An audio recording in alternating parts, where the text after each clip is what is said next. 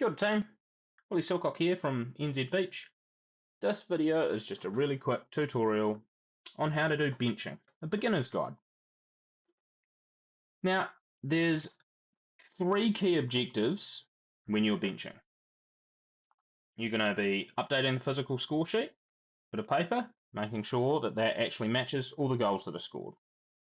You're going to be letting the team know what the score is, so that'll be updating a physical flip chart that shows what the score is to the team, the supporters, the referees, etc., and keeping time. First thing to note is the principle of this is you are there for the players and the referees and the supporters. As in, while it's an easy task, there's nothing too complex about this. It is really important that you get this right. So you need to give it the respect it deserves, because if you were on the other foot and you're the player, you really don't want the score bench to be impacting the game in any way. It should just flow freely. And there's nothing worse than multiple stoppages because the bench aren't doing their role. There is a couple of secondary objectives that you can be thinking about if you have the capacity to do so. One of them being substitutions. If you're seeing illegal substitutions, you can inform the referees, clear whistle blast, let the referees know there was an incorrect substitution. And an important secondary objective, although, if you don't have the capacity to, it's fine, is talking to the referees at the end of the game in terms of who could have been the most valuable player, both attacker and defender, as well as the goalkeeper. So something to keep in mind. Going through kind of the couple of steps, you're going to get there. On site, you're going to sit down, you'll have a physical score sheet in front of you, you'll get yourself acquainted with the flip chart, how it works, so you don't have to fluff about when you're actually playing the game, and you find this thing and figure out how you keep, reset, start, time.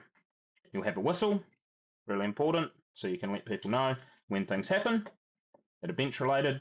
So acquaint yourself with that. Second step is going to be on the sheet itself. So I'm just going to move to this screen.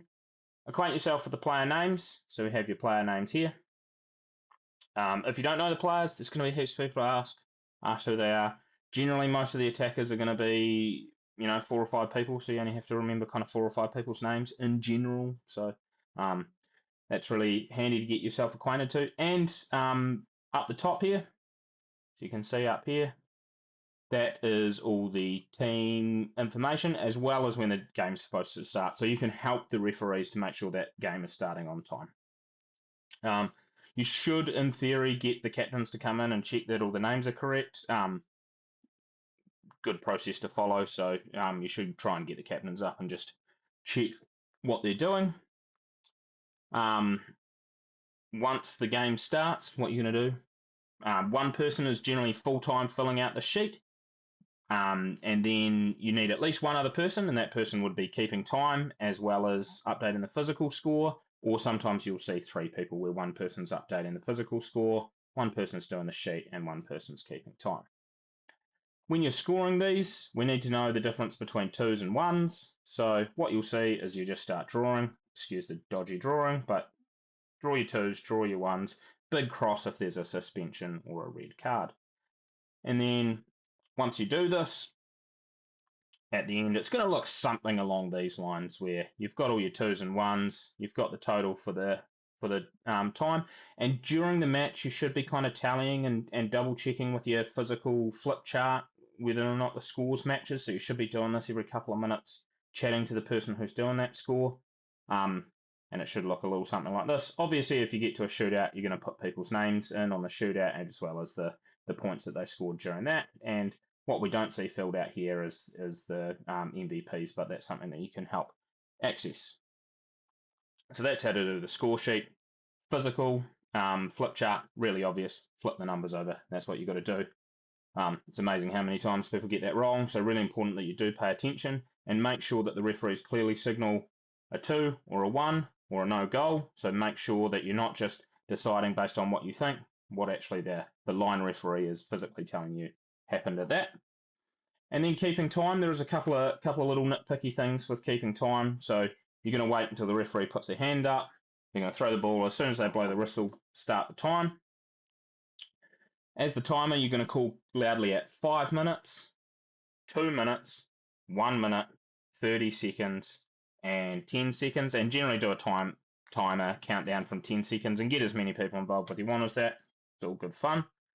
You're going to blow the whistle loudly at the end of each set. You don't just wait for the timer to go out. Like as soon as that whistle goes, that way the referee can know exactly when the game finishes. Particularly if there's a shot like towards the end of the game, it's good to know as soon as that whistle blows, game's over. So if that shot went in after the whistle, doesn't count. You're also going to be looking for players to put their timeout card up. So it'll be a big green timeout card. The coach should be doing this, but a lot of ours are player coach. So they'll put a big green timeout card up in the air. And as soon as you see that stop, give them about a minute. In a formal setting, there should be another timer there to keep that minute, and then you blow it 50 seconds. But yeah, just kind of play that one by ear. And once that 50 seconds up, blow the whistle loudly to let the teams know that they're supposed to be back on the court. Last thing is make sure that the sheet that you can see here gets run back to the administrator so that they can update the scores in whatever digital platform they have. So this has been a really quick guide on how to do the bench.